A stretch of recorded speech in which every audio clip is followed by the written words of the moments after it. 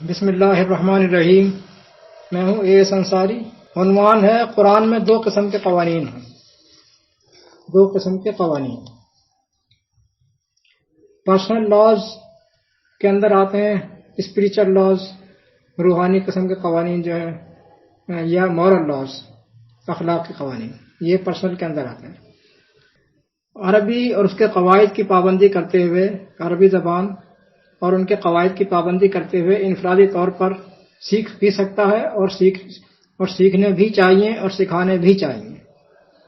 انفرادی طور پر یہ سکھانا واعظ کہلاتا ہے، واعظ، جس کا ماننا یا نہ ماننا مد مقابل پر ہے، مانے یا نہ مانے، کوئی جبر نہیں کر سکتے، کوئی تھوپ نہیں سکتے۔ اب وہ اگر اس کا اوپینین کچھ اور ہے وہ جانے، نہ اس پہ کوئی جبر کر سکتے ہیں۔ یہ ہے وہ حصہ، مانے گا تو اسی کا بھلا ہے، اسی کو کہتے ہیں ایمانیات۔ اس میں ایمانیات بھی شامل ہے، ایمانیات، اخلاقیات، یہ سب اس میں شامل ہے۔ یہ شعبہ ہے جو جب تک حکومت قائم نہیں ہوتی انفرادی طور پر عمل درآمد کیا جا سکتا ہے، یہ ہے وہ شعبہ۔ حکومت قائم ہونے کے بعد یہ سرکاری سطح پر بھی چلایا جائے گا، لیکن تب بھی یہ واعظ ہی رہے گا، یہ کمپلسری نہیں ہوگا، یہ واعظ ہی ہوگا۔ اس سیشن میں انفرادی طور پر تبلیغ کر کے اعلیٰ باکردار قسم کی ٹیم تیار کی جا سکتی ہے اس سیشن میں۔ پھر یہی ٹیم آگے اسلامی حکومت کے قیام میں راہ ہموار کرتی ہے، یہی ٹیم ہے جو آگے راہ ہموار کرتی ہے۔ دوسرا مرحلہ ہے پبلک لاز، جو حکومت کے ذریعے ہی نافذ ہو سکتا ہے۔ اسی کو کہتے ہیں دین کا نفاذ۔ یہ ہے دین کا نفاذ، اور یہ ہے دین۔ اس سے پہلے کا مرحلہ یہ دین نہیں ہے، نہ دین کا نفاذ ہے۔ جب تک دین کا نفاذ نہیں ہوتا سلامتی ممکن نہیں ہے۔ یہ بہت اہم نقطہ ہے، سلامتی کے لیے دین کا نفاذ بہت ضروری ہے۔ یہ پہلا مرحلہ جو ہے چند نیک لوگ تو تیار کر دے گا، لیکن شر ختم نہیں کر سکے گا، شریر لوگوں کی گردن نہیں مروڑے گا، یہ کام نہیں کر سکتا، وہ دین ہی کرے گا۔ لہذا سلامتی جب ممکن ہے جب دین نافذ ہو جائے۔ 24 کی 55 کو غور سے پڑھتے ہیں، پڑھیے، بار بار پڑھیے، بہت اہم آیت ہے اور بہت دفعہ میں اس کا تجزیہ کر چکا ہوں۔ 24 کی 55 سورہ نور کی آیت نمبر 55، اس میں تمام پہلو مل جائیں گے، پہلا مرحلہ، دوسرا مرحلہ، اور پھر سلامتی کا تیسرا مرحلہ، سب مل جائیں گے اسی میں۔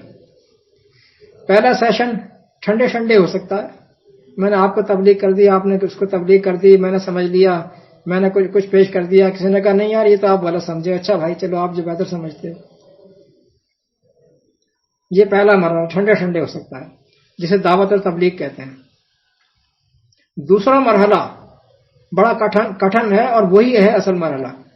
اس میں تن من دھن کی بازی لگانی پڑتی ہے حکومت قائم کرنے کے لیے، آسان کام نہیں ہے یہ۔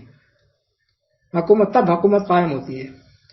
اب آ جائیں اس کے بھی میں جو ہے بہت مرتبہ انالائز کر کے بتا چکا ہوں کہ کس طرح سے کیا ہوگا۔ اب پھر آ جاتے ہیں کتاب پر۔ پھر یہ کتاب قرآن، حکومت کی لیجسلیٹو اسمبلی جو ہوگی، مجلس مقننہ، یہ اس میں بطور کانسٹیٹیوشن پلیس کیا جائے گا وہاں پر۔ یہ یعنی اب بھی اگر ہم کوشش کر کے کسی طرح سے کوئی وہ حکومت ایسی قائم کر لیں کہ جہاں پر قرآن کی بات سنی جا سکے، جس کا سربراہ جو ہے وہ نیکوکار ہو، بہتر ہو، بڑائی اچھائی کی طرف جھکنے والا ہو، تو وہاں بھی ہم کوشش کر کے اس قرآن کریم کو لیجسلیٹو اسمبلی میں جو ہم اس کو پاس کرا سکتے ہیں، اس کو وہاں پلیس کر سکتے ہیں۔ پھر آہستہ آہستہ قانون سازی ہوتی، تو وہاں پر یہ بطور کانسٹیٹیوشن پلیس کیا جائے گا۔ پھر اس سے وہ لوگ جو لائق ہیں، کمپیٹنٹ، قابل ترین، مدبرین، اولو الالباب قرآن کے الفاظ میں، وہ وقت کی مناسبت اور ضرورت کے تحت ذیلی قوانین اس کے بنائیں گے، bylaws, rules and regulations یہ بنائیں گے، یہ تیار کریں گے، جو فرد واحد نہیں پورا ایک بورڈ مل کر ترتیب دے گا، تمام اس کے اوپر بحثیں کی جائیں گی اس کے اوپر۔ پھر وہ ترتیب دے گا، پھر وہ بھی نافذ نہیں کرے گا، ترتیب دے گا، پھر وہ آگے فارورڈ کر دے گا، پھر فائنلائز اس کو مملکت کا سربراہ رسول وہ اس کو فائنلائز کرے گا۔ اب دیکھیں اختلاف کی کوئی گنجائش بچی ہے، وہ اس کو فائنلائز کرے گا، پھر اس کو اپروول دے گا، تب پھر وہ پبلک میں لایا جائے گا، اس کو پبلک کیا جائے گا صلاۃ کے ذریعے سے۔ یہ ہو گیا. اسی طرح عوامی تعلیم جو ذات سے متعلق، ذاتیات سے متعلق ہے، اس کا بھی سلیبس تیار ہوگا، بورڈ تیار کرے گا، اور سرکاری سلیبس بھی بورڈ تیار کرے گا جس میں ایمانیات کے پہلو شامل ہوں گے. اس سے تزکیہ نفس، اس سے ہوتا ہے تزکیہ نفس. آپ دیکھیں کہ صلاۃ کی جتنی بھی آیات ہیں کہیں بھی اس میں تزکیہ نفس کی بات نہیں ہے. وہ تزکیہ نفس کے لیے نہیں ہے، تزکیہ نفس کے الگ سیشن چلا کرتے ہیں. یعلمہم الکتاب والحکمۃ والے یہ الگ چلتے ہیں، اس میں تزکیہ نفس کی بات نہیں ہے. صلاۃ میں وہ پبلک قوانین پبلک کیے جاتے ہیں جن کا تعلق معاشرتی تعلقات سے ہوتا ہے، پبلک ایسوسیشن سے ہوتا ہے، پبلک کا ایک دوسرے سے ریلیشن اس سے ہوتا ہے، جس کی خلاف ورزی قابل دستاندازی پولیس کاگنیزیبل ایکٹس میں شمار ہوتی ہے. اس کی خلاف ورزی جن کا اطلاق ملک کے تمام باشندوں پر یکساں ہوتا ہے، وہ چاہے ہندو ہو، کرسچن ہو، کوئی بھی کیوں نہ ہو، سب پر یکساں ہوتا ہے. اسی کو کہتے ہیں دین کا نفاذ. لہذا قرآن کریم سے واضح و نصیحت کرنا یہ دین کا نفاذ نہیں ہے. یہ دین کے نفاذ کی ابتدائی کوشش تو کہہ سکتے ہیں، دین کا نفاذ نہیں.